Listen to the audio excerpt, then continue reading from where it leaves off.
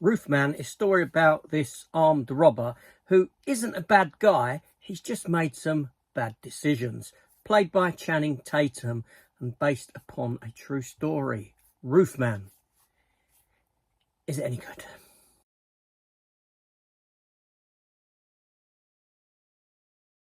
Hello everyone, welcome back to the channel. Yeah, so ROOFMAN. This is Channing Tatum's new movie. It runs for 2 hours and 5 minutes. It's a biography, a dark comedy. It's one of those films that takes a criminal, kind of puts him on a pedestal, turns him into a folk hero of sorts. It's directed by Derek Cianfrance, who, to be honest, I've not seen any other work that this fella has done. This geezer also wrote it as well alongside someone else. It's got an all-star cast. Channing Tatum plays Jeffrey Manchester, the criminal who ends up living for 6 months inside a magical place where we're all going to with toys in a million, all under one roof, Toys R Us. Kirsten Dunst plays Lee Wainscott, an employee of said Toys R Us, who's also a church-faring individual who does a lot for charity. Peter Dinklage, him of little stature, he's there. He plays the manager of said Toys R Us. Ben Mendelsohn is in it. He's a good actor. He plays Pastor Ron, the church leader of the church group that Kirsten Dunst Lee attends. And you've got Lakeith Stanfield as Steve, a friend of Jeffrey's who, yeah, a bit of a criminal himself, up to no good.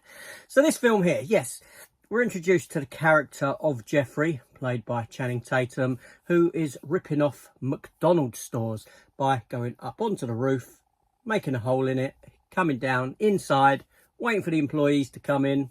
First employees in the morning, armed robbery, get the money out of the old safe that's therein. He gets caught. He ends up gets caught, ends up going to prison and spending, well, he's given quite a substantial sentence actually for armed robbery, 45 years. I think that's fair enough. You know what I mean? Anyway, he manages to escape and he heads to a Toys R Us and there starts living therein in a section of the shop that no one goes into. It's kind of rounded off, shall we say, in the centre of the store where the bikes are around it and this sort of thing. He sets up a cosy little home with Spider-Man bedwear and some pictures on the wall, calendars, and you know, and he starts feeding his himself on M&Ms. He starts eating M&Ms, yes, gets bad tooth decay and all this sort of crap, and starts stealing from the Toys R Us to fund his life, shall we say, his food and get money to do things. But he starts watching the employees through cameras. He sets up cameras. Why no one notices this, I don't know. Baby monitor cameras around the place. And he kind of gets a liking for Kirsten Dunst. And he finds out that she's doing this toy drive. So he steals some toys. How nice of him, from it, Toys R Us. Takes them to the toy drive, gets pulled into the church and into the church goings on, makes friends with all this church community, all while trying to think about moving on while developing a relationship with Lee Wainscott, Kirsten Dunst's character. But he's got to get away because obviously he ain't going to be able to do this forever. The police are going to draw in, they're going to close in, they're going to catch him and all that. So yeah, it's one of those, like I said, biographical films that takes a criminal and kind of elevates them into something that truly, honestly, I don't think they are. He's a criminal. He's, you know, armed robbery.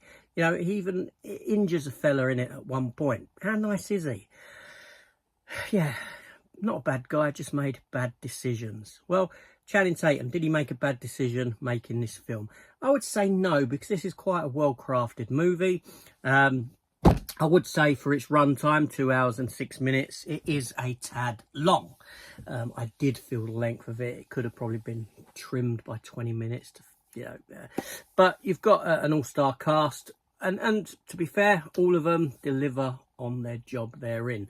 You know, so you've got a well-made film, you've got a well-executed cast.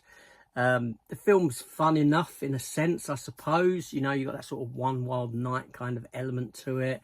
Individual in a toy store, running around having some fun, eating sweets, playing with the toys. But overall, it's not a film that I would ever consider revisiting. It was okay for a one-time watch. Channing Tatum delivers. He's pretty good in stuff that he does. I can't take that away from him. But ultimately, it's just a film that you watch and you're like, okay, fair enough.